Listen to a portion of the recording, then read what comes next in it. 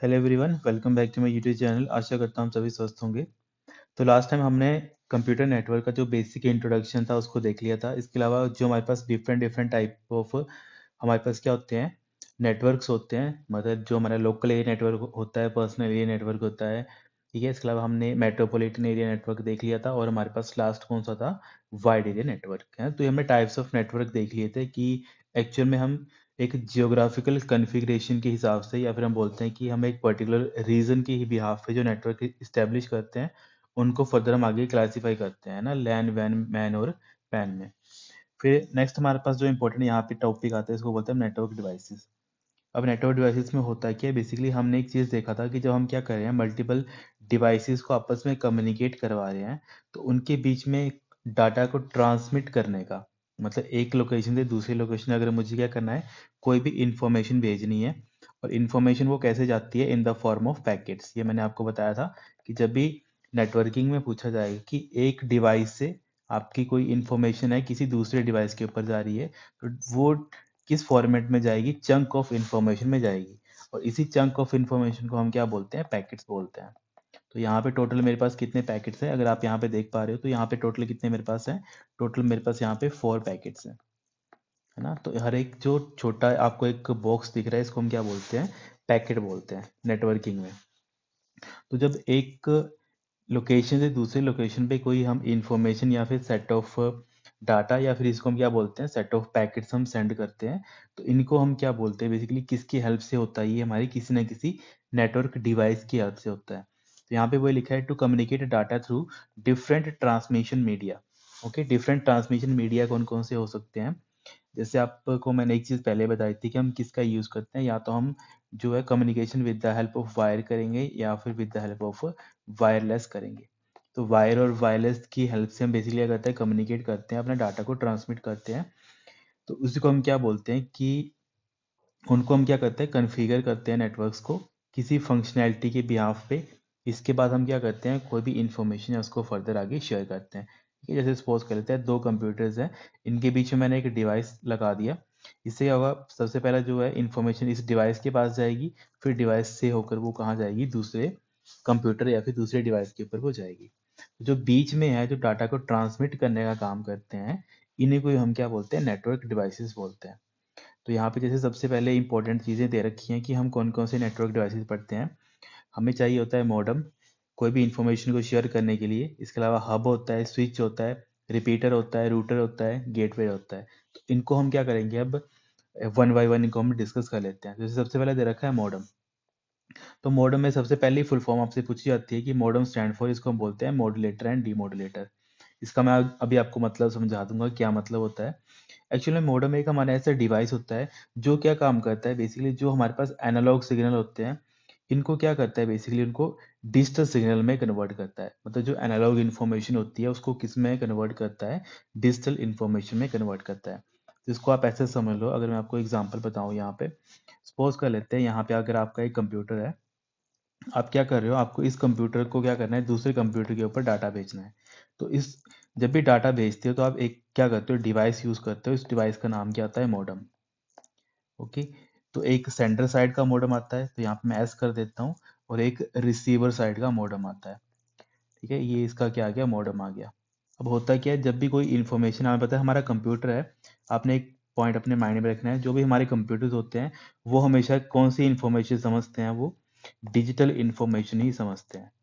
Okay, digital information क्या होती है हमारी, जो हमारी इन्फॉर्मेशन बाइनरी में या फिर 0 1 की फॉर्मेट में चलती है।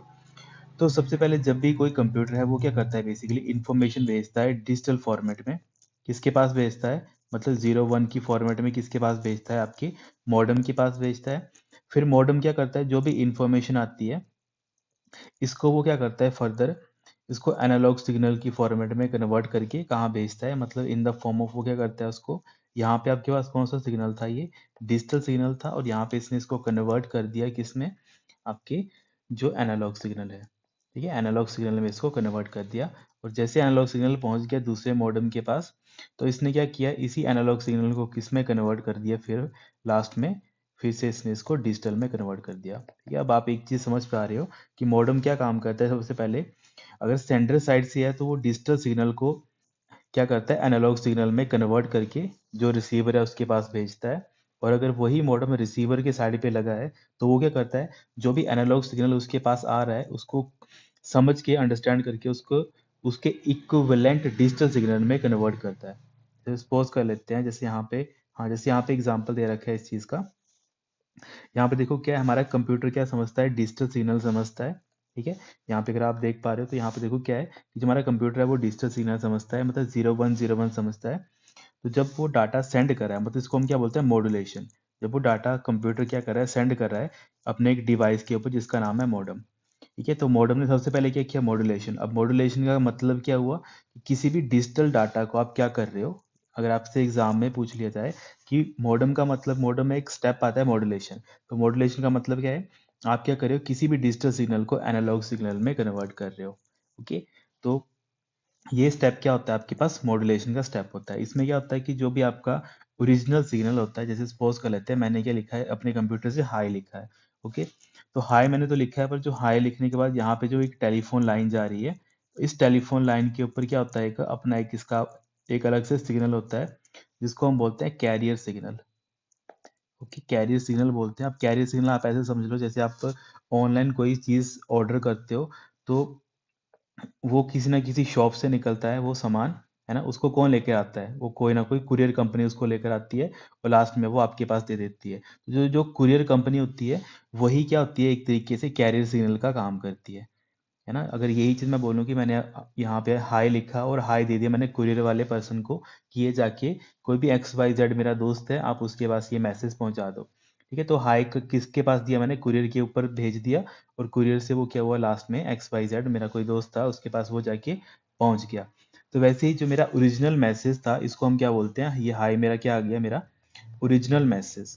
तो जो मेरा ओरिजिनल मैसेज था इसको बेसिकली हमने क्या किया, एक कैरियर सिग्नल के ऊपर भेज दिया ताकि वो लास्ट में कहाँ पहुंच जाए, रिसीवर के पास पहुंच जाए।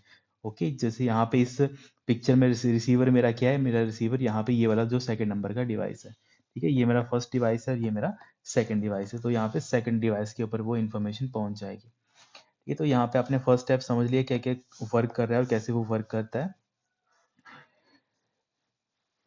ठीक है, तो सबसे पहले मॉडेम का आपने देख लिया क्या करता है, डिजिटल सिग्नल कहाँ पे दिया हमने, मॉडेम के पास दिया। मॉडेम ने क्या किया, इसको डिजिटल से क्या किया, उसने डिजिटल सिग्नल से उसने उसको एनालॉग सिग्नल में कन्वर्ट किया और दूसरे मॉडेम के पास पहुंचा दिया।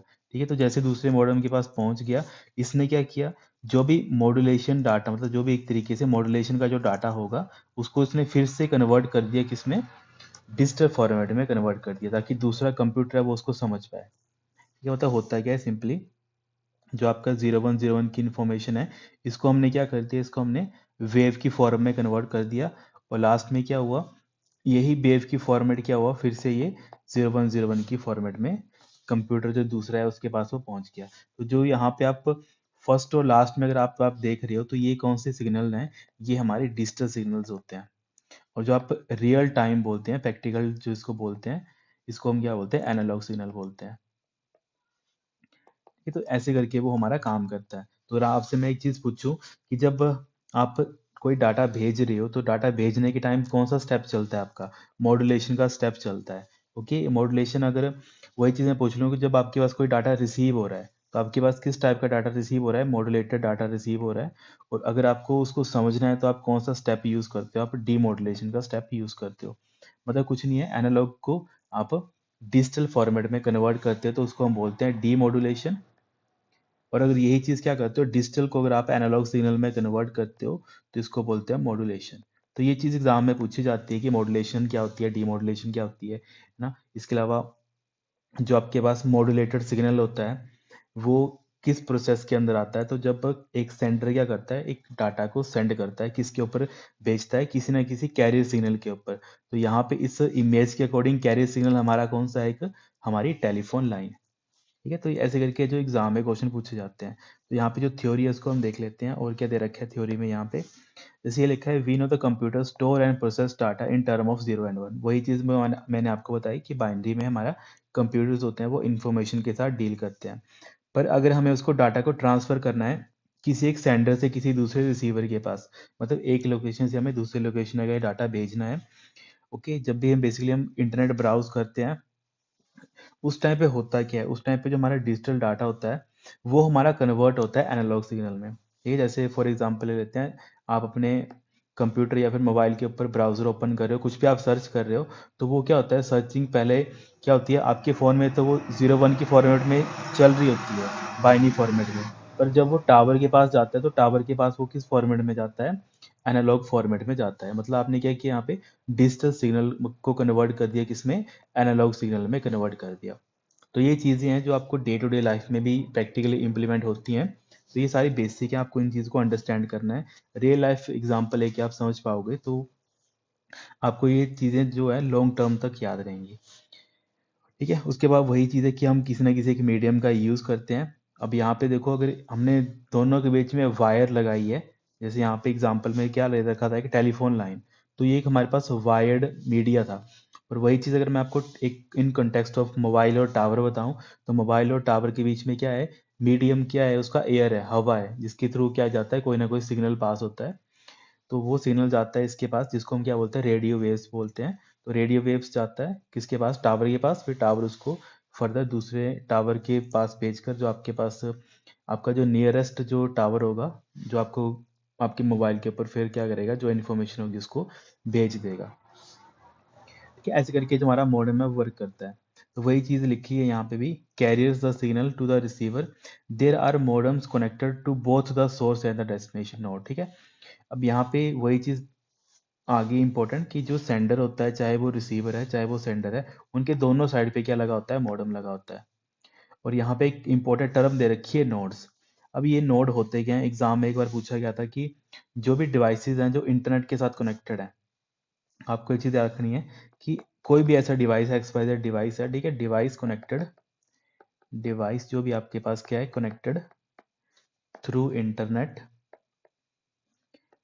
ठीक है, या फिर कोई भी ऐसा डिवाइस है जो आपस में क्या कर रहा है, कम्युनिकेट कर पा रहा है, सिंपल इतनी सी मतलब है, device connected through internet called, उसको हम बोलते हैं नोड। कि जितने हमारे पास डिवाइसेस हैं, अगर वो आपस में कम्युनिकेट कर पा रहे हैं, तो उनको हम किस किस क्या चीज़ बोलते हैं, उनको हम नोड बोलते हैं। ठीक है, तो सोर्स एंड डेस्टिनेशन नोड यहाँ पे क्यों बोला है, क्योंकि वो दोनों आपस में क्या कर रहे हैं, कम्युनिकेट कर रहे हैं।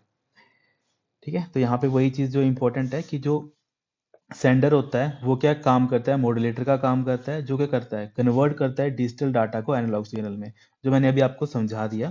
इसके अलावा जो मॉडम होता है रिसीवर एंड पे, ठीक है, जो रिसीव मतलब जो रिसीव कर रहा है, देखो जो यहाँ पे ये क्या है, ये वाला मॉडम क्या कर रहा है, यहाँ पे इस चीज़ को रिसीव कर रहा है। तो ये इस टाइम पे क्या होता है, डीमॉड्यूलेटर क्या करता है, कन्वर्ट करता है एनालॉग सिग्नल को उसके डिजिटल फॉर्मेट में, और बाद में किसको भेज देता है, वो जो डेस्टिनेशन जो हमारे पास कंप्यूटर है उसको वहाँ पे भेज देता है। ठीक है, वही सारी स्टेप्स हैं, इजी हैं, कुछ टफ नहीं है। यहाँ पे हो क्या रहा है, बस वही चीज़ हो रही है जो यहाँ पे इमेज में बताई है।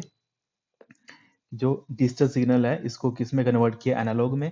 जैसे एनालॉग सिग्नल पहुंचा दूसरे मॉडेम के पास, इसने इसको फिर से कन्वर्ट कर दिया उसके डिजिटल सिग्नल में। ठीक है, ऐसे करके वो स्टेप चलते हैं, और बस इन्हीं चीज़ के बारे में पूछा है कि डिजिटल टू एनालॉग कन्वर्ट करा है तो मॉड्यूलेशन चल रहा है, और डीमॉड्यूलेशन क्या होता है, जैसे यहाँ पे देखा है, एरो ही देख लो, एरो समझ लो आप, कि जब आप डीमॉड्यूलेशन में क्या करते हो, बेसिकली कोई भी एनालॉग सिग्नल है उसको आप कन्वर्ट कर देते हो उसके डिजिटल फॉर्मेट में।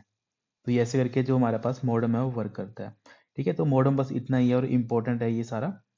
और जो 4-5 क्वेश्चन जो एग्जाम में पूछे जाते हैं वो मैंने आपको यहाँ पे बता दिए, वो सारे इंपॉर्टेंट है, आपने उन सभी को याद रखना है जो मॉडेम के बारे में पूछा जाता है। फिर हमारे पास नेक्स्ट जो इंपॉर्टेंट डिवाइस आता है उसको बोलते हैं हम ईथरनेट कार्ड। अब ईथरनेट कार्ड का क्या इंपॉर्टेंट है, जो हम नॉर्मल मतलब लैंग्वेज में बोलते हैं कि हमारे पास क्या एक NIC कार्ड है, जिसको हम बोलते हैं नेटवर्क इंटरफेस कार्ड। ठीक है, तो ईथरनेट को उसको बोलते हैं, उसको एक्चुअल में टेक्निकल टर्म में ईथरनेट बोलते हैं, और नॉर्मल जो हम डे टू डे लाइफ में बोलते हैं उसको हम बोलते हैं NIC कार्ड। ठीक है, तो NIC एक्चुअल में होता है कि ये फिजिकल कनेक्शन होता है हमारा PC के साथ। ठीक है, जैसे आप यहाँ पे इमेज देख पा रहे हो, ये आपका क्या है, ये आपका ईथरनेट का कार्ड है। ठीक है, इसको आप क्या बोलते हैं, NIC इंटरफेस बोलते हो। ये जब भी आप देखना आप अपने कंप्यूटर में अपनी लैन कनेक्ट करते हो तो आप इस जगह पे कनेक्ट करते हो। ठीक है, आप इस जगह पे क्या करते हो, अपनी जो वायर होती है उसको कनेक्ट करते हो, जिसकी हेल्प से क्या करते हैं, आपका जो लैन है, नेटवर्क जिसको आप बोलते हैं ना, मेरा लैन चल पड़ा, मेरा बेसिकली जो मेरा नेटवर्क है वो चल पड़ा, वायर्ड नेटवर्क चल पड़ा, तो आप क्या करते हो बेसिकली इस जगह पे अपना क्या करते हो, जो RJ45 का जो एक तरीके से आपकी केबल होती है इसको कनेक्ट करते हो यहाँ पे। ठीक है। तो जो एक पूरा का पूरा एक इंटरफेस दिख रहा है आपको, ये किसका इंटरफेस आता है आपके पास? एनआईसी का इंटरफेस आपका ये आता है। अगर आपके कंप्यूटर में एनआईसी का इंटरफेस नहीं होगा तो आपके कंप्यूटर में इंटरनेट नहीं चलेगा। सीधी बात ये है कि विदाउट अगर इंटर आपके कंप्यूटर में, क्योंकि आजकल तो जो हमारे मोबाइल होते हैं चाहे वो लैपटॉप्स होते हैं, इनमें बाय डिफॉल्ट वो लग कर ही आता है, कंपनी इंस्टॉल करके ही भेजती है। तो जब मान लेते हैं आपने क्या किया अपने एंड पे, अपने आपके बच्चे होते हैं वो बोलते हैं कि सर हम अपना पीसी खुद बिल्ड करवाएंगे, ठीक है, तो वो बाकी सारी चीज़ें बिल्ड करवा लगवा लेते हैं, पर वो ईथरनेट कार्ड लगवाना भूल जाते हैं, तो बोलते हैं सर हमारा इंटरनेट नहीं चल रहा नहीं चल रहा। तो उसको उसके पीछे की वजह क्या होती है? क्योंकि उन्होंने इंटरनेट चलाने का जो उसको इंपॉर्टेंट कंपोनेंट होता है, नेटवर्क कंपोनेंट, वही नहीं लगाया होता है। और वो कंपोनेंट क्या होता है? ईथरनेट कार्ड, या फिर इसको हम क्या बोलते हैं? Network interface card. और ये हमारा इम्पोर्टेंट है। इसमें एक और चीज़ आती है कि जो हमारे एनआईसी कार्ड होते हैं, इनमें एक टर्म पूछी जाती है, इसी के अंडर आती है वो, उसको हम क्या बोलते हैं? मैक एड्रेस बोलते हैं। जितने भी हमारे पास एनआईसी कार्ड होते हैं, इनका कंपनी एक अलग से यूनिक नंबर देती है। उस यूनिक नंबर को हम क्या बोलते हैं? मैक एड्रेस बोलते हैं। ठीक है, सपोज कर लेते हैं, जैसे मैक एड्रेस क्या होता है? एक तरीके से परमानेंट एड्रेस है। ठीक है, जैसे फॉर एग्जांपल ऐसा समझ लो कि अगर आप अभी कहीं बाहर स्टडी कर रहे हो, तो अब आप जब कोई एड्रेस लिखवाते हो तो आप क्या लिखवाते हो? अपने घर का एड्रेस लिखवाते हो, जहाँ पे आप एक्चुअल में मतलब जन्मे हो, जहाँ पे एक्चुअल में आप पैदा हुए हो, आप वहाँ के एड्रेस देते हो। तो उस टाइप का एड्रेस होता है परमानेंट एड्रेस, और ये कभी भी चेंज नहीं होता है। पर दूसरा क्या होता है? Correspondence address. ठीक है, जो क्या होता है? टाइम टू टाइम चेंज होता है। मान लो कल आप एक्स लोकेशन पे थे, फिर परसों आप क्या चले गए? किसी वाई लोकेशन पे चले गए। ठीक है, तो ये आपका क्या होता है? टेम्परेरी एड्रेस होता है, वो चेंज होता रहता है। तो जो आपका मैक एड्रेस होता है, इसको हम क्या बोलते हैं? परमानेंट एड्रेस बोलते हैं, और कंप्यूटर की टर्म में इसको हम क्या बोलते हैं? फिजिकल एड्रेस बोलते हैं। जो क्या होता है? कभी चेंज नहीं होता है। अगर और इसको कौन बिल्ड करके देता है? ये हमें, जिस कंपनी ने इसको बनाया है वही इसको क्या करती है? बिल्ड करके, मतलब इसमें क्या होता है बेसिकली, जैसे ऑलरेडी ये आपका परमानेंट एड्रेस बन गया होता है। ठीक है, जैसे कोई भी एक इथरनेट कार्ड बनता है, उसका हर एक का क्या होता है? एक यूनिक क्या बनता है? उसका एक मैक एड्रेस बनता है। ठीक है, इंपॉर्टेंट है, ये चीज़ें आपने याद रखनी है। इसके अलावा एक और चीज़ एग्जाम में पूछी गई थी कि जो आपका फिजिकल एड्रेस होता है, जिसको बेसिकली मैंने अभी बता दिया मैक एड्रेस होता है। ठीक है, ये बेसिकली किस चीज़ का यूज़ करता है, या फिर किस हार्डवेयर कंपोनेंट का यूज़ करता है? तो आपने याद रखना है वो किसका यूज़ करता है? नेटवर्क इंटरफेस कार्ड का वो यूज़ करता है। इंपॉर्टेंट है और इस चीज़ को आपने याद रखना है। और फिर इस चीज़ को हम आगे देख लेते हैं, इसमें और क्या इंपॉर्टेंट पॉइंट दे रखा है। ठीक है, अब यहाँ पे वो देखा है, it is a network adapter use to set up a wire network. ठीक है, वही चीज़ मैंने बताई कि यहाँ पे बेसिकली आप क्या करते हो? आप एक का आपके पास एक कनेक्टर होता है RJ45 का, बेसिकली आप इसको यहाँ पे इंसर्ट करते हो। ऐसे अगर एक वायर होती है, उसको आप क्या करते हो? यहाँ पे इंसर्ट करते हो, जिसकी हेल्प से क्या करता है आपके पास जो इंटरनेट है वो वर्क करता है। तो एनआईसी क्या करता है? एक इंटरफेस की तरह काम करता है कंप्यूटर और नेटवर्क के बीच में। ठीक है, मान लेते हैं एक आपका कंप्यूटर आ गया, यहाँ पे मैं अगर आपको इसको थोड़ा डायग्रामेटिकली बताऊं, हाँ, जैसे यहाँ पे ये दे रखा है RJ45। ठीक है, इस चीज़ को क्या करते हो आप बेसिकली यहाँ पे इंसर्ट करते हो, इस जगह पे, है ना, ये आपका कनेक्टर होता है RJ45, इसको आप यहाँ पे मतलब इंसर्ट करते हो, जिसकी हेल्प से क्या करता है आपका इंटरनेट वो क्या होता है? वर्क करना स्टार्ट हो जाता है। अब यहाँ पे जो इंपॉर्टेंट पॉइंट था कि जो एनआईसी है, जो एक्चुअली में ये आप कार्ड देख रहे हो, ये क्या करता है? ये काम करता है, मान लेते हैं आपका कंप्यूटर है, कंप्यूटर के ऊपर आपका क्या लगा होगा? ये वाला कार्ड लगा होगा, जिसको हमने बोला इथरनेट कार्ड या फिर एनआईसी कार्ड। और एनआईसी कार्ड के ऊपर हम क्या लगाते हैं? यहाँ पे RJ45 कनेक्टर लगाते हैं। ठीक है, RJ45 हम क्या करते हैं? जो ये वाले आप देख रहे हो ना, ये वाले जो केबल देख रहे हो, RJ45 केबल आप क्या करते हैं? यूज करते हो। तो देखो एनआईसी क्या काम कर रहा है? आपके कंप्यूटर या फिर जो इथरनेट है वो क्या काम कर रहा है? आपके कंप्यूटर और जो नेटवर्क इसको पीछे से आ रहा होगा कोई, ठीक है, मान लेते हैं ये नेटवर्क आ रहा है इस तार के थ्रू और आपने अपने कंप्यूटर पे लगाया, तो आपके कंप्यूटर और नेटवर्क के बीच में कौन काम कर रहा है? आपका नेटवर्क इंटरफेस काम कर रहा है। तो वही चीज़ यहाँ पे भी लिखी है कि ये क्या करता है? एक इंटरफेस देता है between computer and the network, computer network के बीच में इंटरफेस देने का काम करता है। और ये क्या होता है? बेसिकली एक सर्किट होता है जो हमारे मदरबोर्ड के ऊपर ही लगा होता है। ठीक है, अगर किसी ने लगवाया है तो ठीक है, अगर नहीं लगवाया तो उसका इंटरनेट नहीं चलेगा, बेसिकली वो कंसेप्ट है यहाँ पे। इथरनेट क्या करता है? बेसिकली कनेक्ट करता है computer to the network through NIC. Important है, ये चीज़ आपने याद रखनी है। इसके अलावा हमारे पास जो इथरनेट आते हैं वो डिफरेंट डिफरेंट मतलब स्पीड के बिहाफ पे आते हैं। मान लेते हैं किसी को कम स्पीड चाहिए तो उसका इंटरफेस क्या होगा? 10 Mbps का होगा, और मैक्सिमम कितना चला जाता है? 1 Gbps तक वो चला जाता है। ठीक है, या फिर हम इसको बोलते हैं 1000 Mbps। और इसी को एक शॉर्ट फॉर्म में लिखना हो तो हम क्या बोल सकते हैं? 1 GB पर सेकेंड, इतनी स्पीड उसकी वहाँ पे चली जाती है। तो जो भी एनआईसी होते हैं उनका क्या होता है, अपना एक मैक एड्रेस होता है which help to uniquely identify the computer on a network. तो अगर पूछ लिया जाए, अगर आपको यूनिकली आइडेंटिफाई करना है किसी डिवाइस को किसी नेटवर्क के ऊपर, तो आपको कौन सा एड्रेस चाहिए होगा, तो आपको एक मैक एड्रेस चाहिए होगा। और मैक एड्रेस किसके ऊपर होता है, हमारे पास जो इथरनेट या फिर एनआईसी कार्ड होता है उसके ऊपर हमारा क्या एड्रेस मिलता है, मैक एड्रेस मिलता है। जैसे अगर आपका घर का परमानेंट एड्रेस है, वैसे ही आपका कंप्यूटर का परमानेंट एड्रेस कौन देता है आपको, आपका मैक एड्रेस देता है। और ये हमारा कितने बिट का होता है, ये पूछा जाता है तो 48 बिट का होता है। क्योंकि इतना डिटेल में जाने की जरूरत नहीं है, पर कई बार अगर एग्जाम में पूछ ही लिया जाए तो 48 बिट का होता है, ये भी आप याद कर सकते हो। फिर नेक्स्ट है हमारे पास RJ45। तो RJ45 की सब पहले तो फुल फॉर्म पूछी जाती है, इसको बोलते हैं रजिस्टर्ड जैक 45। ये आपका 8 पिन का कनेक्टर होता है, सारे इंपॉर्टेंट पॉइंट है। RJ45 पूछ लिया जाएगा तो आपको पहली फुल फॉर्म याद रखनी है। रजिस्टर्ड जैक होता है कुछ एक इस टाइप का होता है। यहाँ पे आपकी कितनी पिन्स होती हैं, टोटल 8 पिन्स होती हैं। ठीक है, 8 पिन्स में कुछ अपनी कलर कोडिंग चलती है, पर वो हायर क्लासेस में पढ़ते हैं। यहाँ पे इसकी देखो, यहाँ पे कितनी पिन्स होती हैं, 1 2 3 4 5 6 7 और 8। तो ये टोटल कितनी पिन्स होती हैं, 8 पिन्स होती हैं, जो एग्जाम में पूछी जाती है। तो RJ45 में कितनी है, 8 पिन्स कनेक्टर होता है, और इसका रजिस्टर जैक इसको हम बोलते हैं। ये बेसिकली क्या काम करता है, ये कोई भी इथरनेट केबल हम इसको बोलते हैं नेटवर्किंग की। बेसिकली हमें इथरनेट को अगर कनेक्ट करना होगा तो हम RJ45 का यूज़ करते हैं, बस वो है यहाँ पे। ये क्या करता है basically, it is a standard networking interface that can be seen at the end of all the network cable. ठीक है, मतलब बेसिकली एक स्टैंडर्ड, क्या एक तरीके से मान लेते हैं मुझे कनेक्शन देना है एक कमरे से दूसरे कमरे के बीच में। ठीक है, तो जो इन दोनों को अगर मैंने with the help of wire, ठीक है, with the help of cable हमने क्या किया, दो कमरों को आपस में कनेक्ट कर दिया, तो आप देखोगे इस टाइप भी, इस जो लास्ट पॉइंट है यहाँ पे भी RJ45 लगा होगा, और जो यहाँ पे है यहाँ पे भी क्या होगा, RJ45 लगा होगा। इसका मतलब है कि दोनों एंड पॉइंट्स पे हम देख सकते हैं किसी नेटवर्क में कि वहाँ पे हम क्या यूज़ कर रहे हैं, RJ45 को यूज़ कर रहे हैं। ठीक है, तो यहाँ पे वही लिखा है कि बेसिकली ये क्या होता है, एक स्मॉल प्लास्टिक प्लग होता है जो RJ45 जैकेट में, जो बेसिकली आप यहाँ पे देख रहे हो ऊपर, यहाँ पे इस जगह पे क्या करते हो, आप उसको यूज़ करते हो। ठीक है, तो फिर बस वही चीज़ है, for the Ethernet card present in various computing device. ठीक है, वहाँ पे बेसिकली आप क्या करते हो, इसका यूज़ करते हो। इसके अलावा RJ45 में और इम्पोर्टेंट पॉइंट्स तो नहीं है, बस यही चीज़ है जो एग्जाम में पूछी जाती है आपके RJ45 के कॉन्टेक्स्ट में। फिर हमारे पास नेक्स्ट इंपॉर्टेंट हमारे पास आ गया रिपीटर। ठीक है, अब रिपीटर देखो क्या काम करता है। सबसे पहले तो रिपीटर, आपने एक चीज़ याद रखनी है कि जो आपका रिपीटर होता है, अभी आपने पढ़ा नहीं है अभी ना, तो आपको इम्पोर्टेंट है उतना, पर जिनको अगर एक्स्ट्रा नॉलेज चाहिए तो उनको पता होना चाहिए कि हम एक OSI मॉडल पढ़ते हैं अपनी हायर क्लासेस में। तो वहाँ पे एक लेयर आती है फिजिकल लेयर। ओके, तो फिजिकल लेयर को हम लेयर 1 बोलते हैं। तो वहाँ पे हम यूज़ करते हैं रिपीटर का।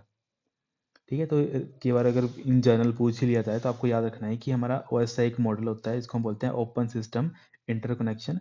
वहाँ पे एक लेयर चलती है फिजिकल लेयर, वहाँ पे हम इसको यूज़ करते हैं। पर अभी जो आपके लिए इंपॉर्टेंट है, आप यहीं पे इस चीज़ को देख लो कि रिपीटर क्या करता है। रिपीटर हमेशा क्या करता है, आपने याद रखना है कि ये सिग्नल को रीजनरेट करता है। ठीक है, ऐसे नहीं बोल सकते एम्पलीफाई करता है, ये बेसिकली क्या करता है, रीजनरेट करता है। Data carried in a form of A signal over the cable, this cable can travel specific distance, मतलब 100 मीटर तक की क्या करते हैं, सिग्नल को आगे भेजने का काम करते हैं।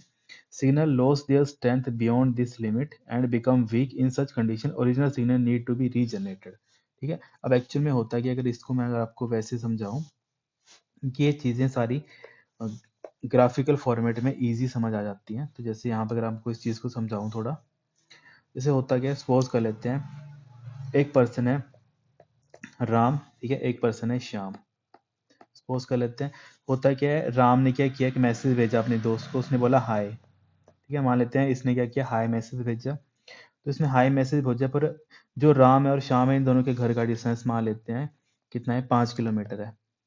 पर जो हाय है वो सिर्फ कहाँ तक गया, बेसिकली हम बोलते हैं कि वो यहाँ तक की गया। सपोज कर लेते हैं 2.5 किलोमीटर तक की गया वो। ठीक है, 2.5 किलोमीटर तक की गया। फिर 2.5 किलोमीटर के बाद मुझे एक ऐसा डिवाइस लगाना पड़ना था जिससे क्या होगा, बेसिकली जो हाई है वो एज इट इज कहाँ चला जाए, बेसिकली श्याम के पास पहुंच जाए। तो इसके लिए मैंने बीच में एक डिवाइस लगा दिया, उस डिवाइस का नाम क्या है, मेरा रिपीटर।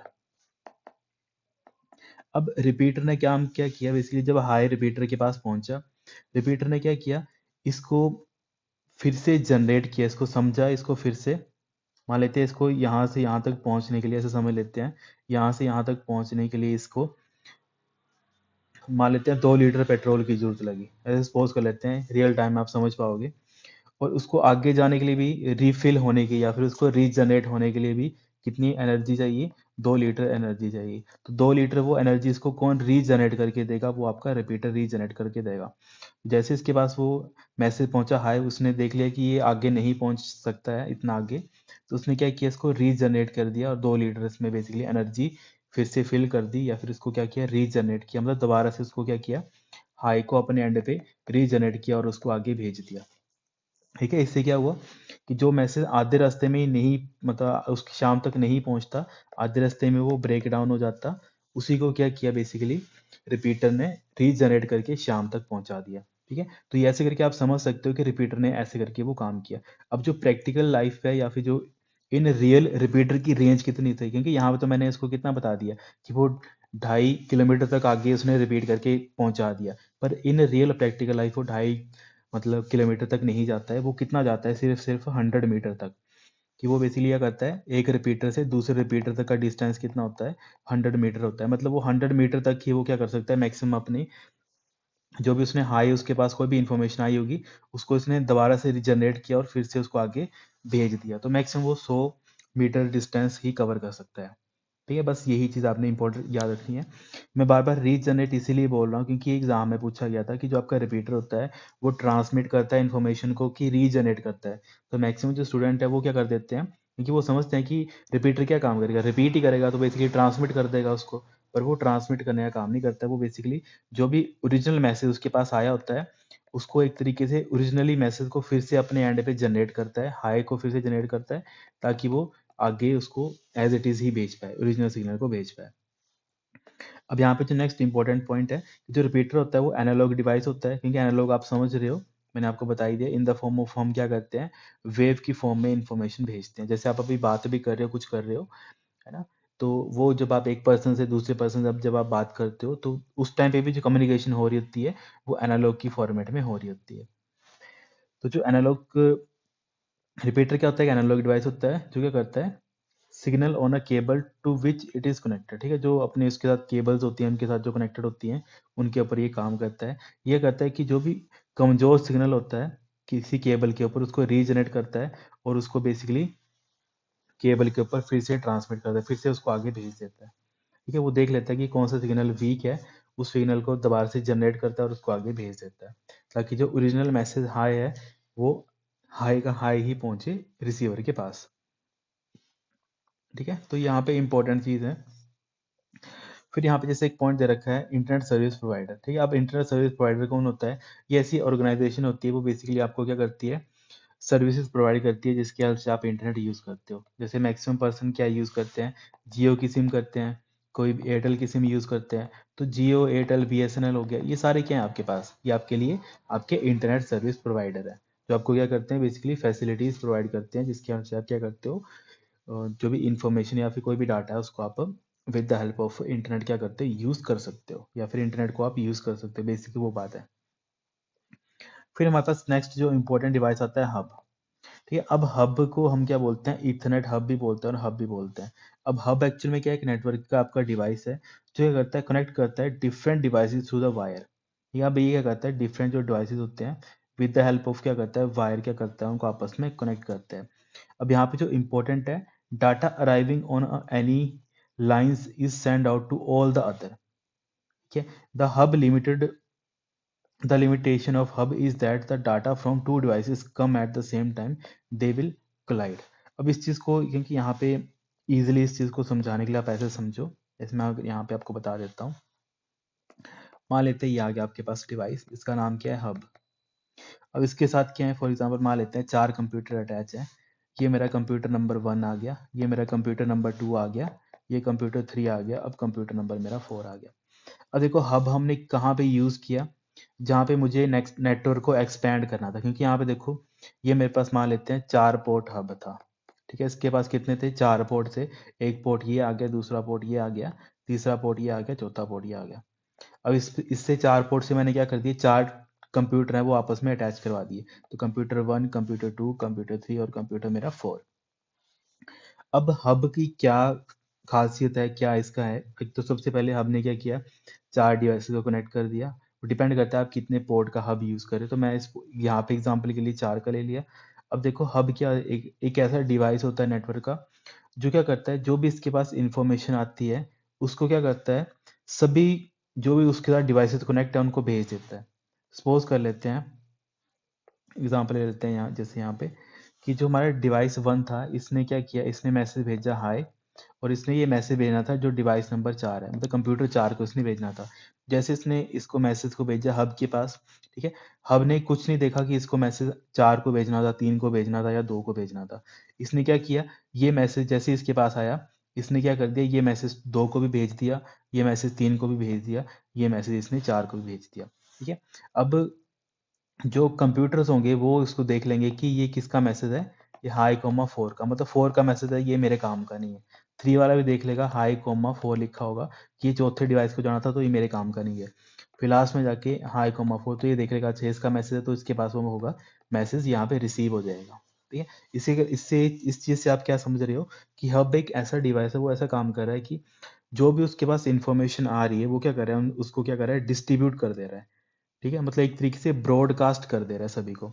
मतलब एक ऐसे होता है ना कि मतलब ऐसा डिवाइस है वो चुगली करने का काम कर रहा है कि इसको भी चुगली कर देनी, उसको जितने भी उसके साथ कनेक्टेड होंगे उन सभी को चुगली कर देगा, किसी एक की बात बाकी सभी को बता देगा।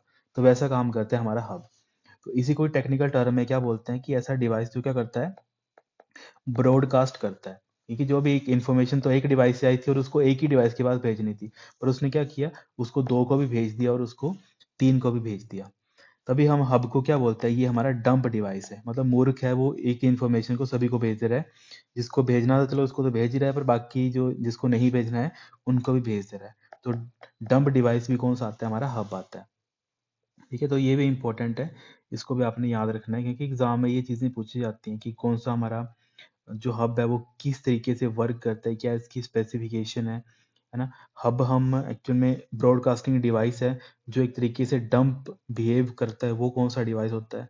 तो ये चीज़ पूछी जाती है, तो अब इसके बारे में आपको आपको क्या करना है, याद करना है इसको। ठीक है, तो आई होप आपको यहाँ पे ये हब का जो कंसेप्ट है वो क्लियर हो गया हो कि हब एक्चुअल में काम क्या करता है, कैसा क्या इसकी मतलब फंक्शनैलिटीज़ है। ज़्यादा टफ नहीं है, ईजी है हब। ओके, फिर अगर जैसे एग्जाम में पूछ लिया जाए कि आपका हब है वो कौन सी लेयर में काम करता है, तो इसके अलावा एक्स्ट्रा पॉइंट अगर आपको याद करने हो तो कई बार पूछ लिया जाता है कि हमें ओएसआई का लेयर 1 में कौन सा डिवाइस काम करता है, तो ये हब वहाँ पे काम करता है। इसके अलावा जो हब होता है इसकी फंक्शनिंग आपने देख ली है, क्या करता है, कनेक्ट करता है मल्टीपल डिवाइसेस इन अ लैन, है ना। जो हमारे लोकल एरिया नेटवर्क है वहाँ पे क्या कर रहा है, बेसिकली मल्टीपल डिवाइसेस को क्या कर रहा है, आपस में कनेक्ट करने का काम कर रहा है, कौन, हमारा हब। फिर इसके अलावा अब यहाँ पे एक चीज पूछी जाती है, हब आपका डुप्लेक्स पे काम करता है कि नहीं करता है। तो आपने याद रखना है हब आपका क्या होता है, हाफ डुप्लेक्स पे काम करता है। बस अभी इतना ही याद रखो, ज्यादा टफ में जाने की जरूरत नहीं है। बस इतना याद रखो कि जो आपका हब होता है वो आपका हाफ डुप्लेक्स के ऊपर काम करता है। ये मैं आपको कंसेप्ट समझाऊंगा आगे, डुप्लेक्सिंग क्या होती है। ठीक है, मतलब एक हमारे पास क्या होती है, फुल डुप्लेक्स आती है, हाफ डुप्लेक्स आती है, ठीक है, डुप्लेक्स आता है। तो ये हम आगे चीजें पढ़ेंगे क्या होती है। पर अभी अगर आपको नोट्स में लिखना हो तो आप ऐसे लिखना कि लेयर 1 पे काम करता है, हाफ डुप्लेक्स इस मैकेनिज्म के ऊपर काम करता है कि मतलब एक टाइम पे सिर्फ एक डिवाइस ही डाटा सेंड कर सकता है। जैसे फॉर एग्जांपल अगर 1 क्या कर रहा है, मैसेज भेज रहा है, इसको मैं थोड़ा किसी और कलर से रिप्रेजेंट कर देता हूँ। इस फॉर एग्जांपल अगर 1 है वो अगर मैसेज भेज रहा है हब के ऊपर, तो उस टाइम पे 2, 4 और 3 इन दोनों में से कोई भी अगर एक मैसेज भेजेगा कोई और उसी टाइम पे, तो ये क्या कर जाएगा, हब कोलैप्स कर जाएगा। ठीक है, ये समझ नहीं पाएगा मैं मैसेज किसको क्या करूं, किसको भेजूं। मतलब सिंपल बोलने का मतलब है एक टाइम पे एक ही डिवाइस मैसेज भेज सकता है या फिर रिसीव कर सकता है, तो इसी को हम क्या बोलते हैं, हाफ डुप्लेक्स बोलते हैं। ठीक है, तो ये कुछ इंपॉर्टेंट पॉइंट्स थी। इसके अलावा बाकी हमारे पास 2 टाइप के हब होते हैं, अगर आपको लिखना होगा नोट में, अपने नोट्स में लिखना होगा, क्योंकि ये चीज़ें इस बुक में नहीं दे रखी हैं, क्योंकि बेसिक बुक है काफ़ी। तो जैसे आपको लिखना होगा तो आप लिख सकते हो, जो आपका हब होता है वो हमारे पास 2 टाइप्स के होते हैं, एक आता है एक्टिव और दूसरा आता है हमारे पास पैसिव। ठीक है, तो एक्टिव और पैसिव क्या काम करते हैं उस चीज़ को भी आप देख लो। यहाँ पे इसको मैं थोड़ा इरेज कर देता हूँ।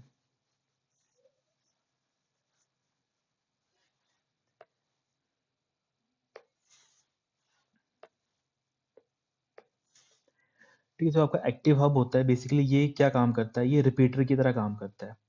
ये बस आपने ऐसे याद रखना है, जब आपका एक्टिव हब होता है ये क्या करता है, एक्ट करता है एज अ रिपीटर, जो हमने ऊपर देखा ना वो ऐसे काम करता है। और बेसिकली क्या चाहिए होती है इसको, पावर चाहिए होती है, क्योंकि जब भी हम किसी चीज़ को रीजनरेट करते हैं तो उसके लिए हमें क्या चाहिए होती है, पावर चाहिए होती है। तो बस आपने ऐसे याद रखना है कि जो अगर एक्टिव हब होगा वो क्या करता है, बेसिकली पावर कंज्यूम करता है, और जो पैसिव हब होगा वो बेसिकली क्या करता है, पावर कंज्यूम नहीं करता है, वो बेसिकली क्या करता है, कनेक्शन का काम करता है बेसिकली। ठीक है, वो क्या करता है, जस्ट क्या करता है, कनेक्ट करता है वायर्स को, जस्ट कनेक्ट वायर्स, बस इसका कोई काम नहीं है। सिंपल जैसा इन्फॉर्मेशन है वो आगे भेज दी, पहुंची नहीं पहुंची, पैसिव को उससे कोई लेना देना नहीं है। पर एक्टिव वाला क्या बोलता है कि अगर मेरे पास कोई इन्फॉर्मेशन आ रही है, अगर मुझे उसको सभी को भेजना है तो मैं क्या करूंगा, उसको रीजनरेट करके आगे भेजूंगा। तो जो बेसिकली जो रीजनरेट करेगा अपने एंड पे उसको पावर की जरूरत पड़ेगी, और पैसिव वाले को नो पावर रिक्वायरमेंट, क्योंकि वो बेसिकली क्या कर रहा है, उसका काम है सिंपल कनेक्ट कनेक्ट करवाना, कनेक्शन देना। ठीक है, तो ये ऐसे करके जो हमारा हब है वो वर्क करता है। तो आज के लिए चलो हम इतने रखते हैं, फिर नेक्स्ट हम जो आगे स्विचेस और ये हैं, क्योंकि सारे इंपॉर्टेंट पॉइंट्स हैं, अगर आप इनको एक बार पढ़ लोगे तो आपके एग्जाम में सारे इंपॉर्टेंट हैं। और मतलब 110% चांसेस है इनमें से एक ना एक आधा क्वेश्चन आपके एग्जाम में जरूरी फंस जाएगा। चलो ठीक है students, thank you so much. जो आपकी इंपॉर्टेंट 3-4 पॉइंट और बचते हैं इनको भी हम देख लेंगे, कल डिस्कस कर लेंगे इनको भी। इसके अलावा कोई क्वेरी या डाउट आता है तो मुझे नीचे कमेंट करके पूछ लिया करो। ठीक है students, thank you so much, have a great day.